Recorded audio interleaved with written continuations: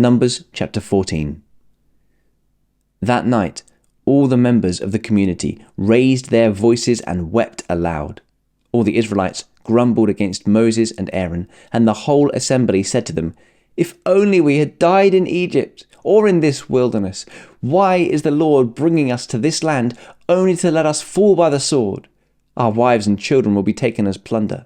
Wouldn't it be better for us to go back to Egypt?" And they said to each other, "We should choose a leader and go back to Egypt." Then Moses and Aaron fell face down in front of the whole Israelite assembly and gathered there.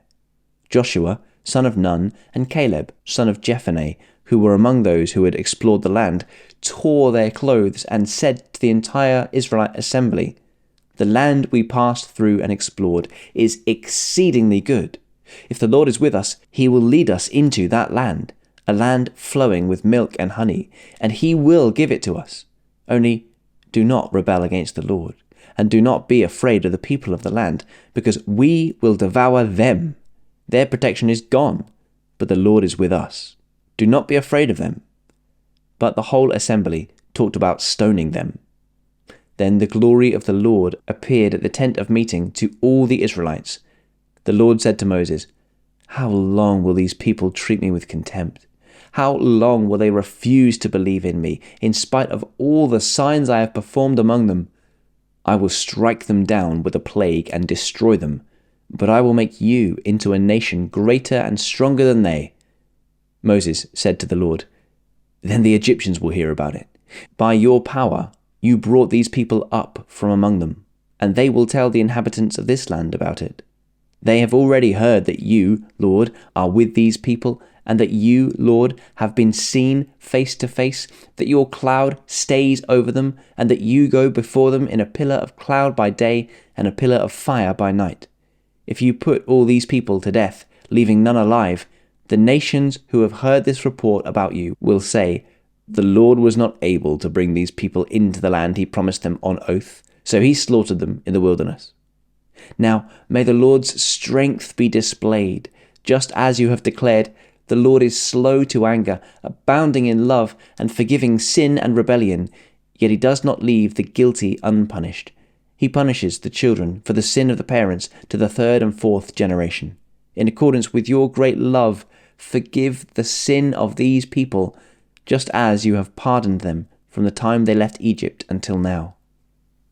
The Lord replied, "I have forgiven them, as you asked. Nevertheless, as surely as I live, and as surely as the glory of the Lord fills the whole earth, not one of those who saw my glory and the signs I performed in Egypt and in the wilderness, but who disobeyed me and tested me 10 times, not one of them will ever see the land I promised on oath to their ancestors. No one who has treated me with contempt will ever see it. But because my servant Caleb has a different spirit and follows me wholeheartedly, I will bring him into the land he went into, and his descendants will inherit it.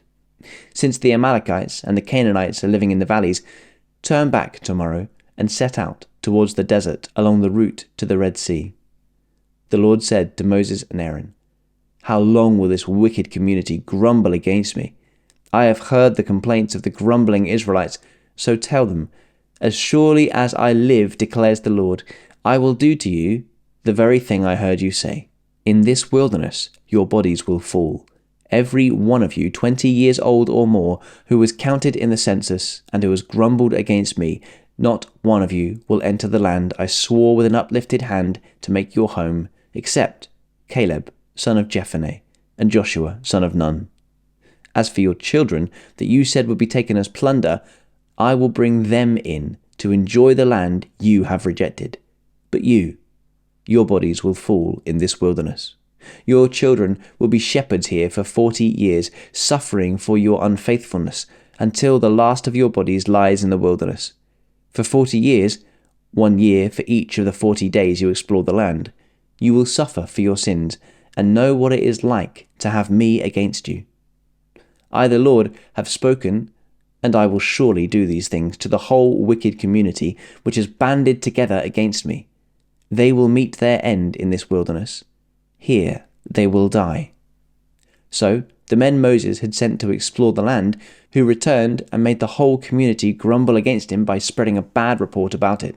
These men, who were responsible for spreading the bad report about the land, were struck down and died of a plague before the Lord.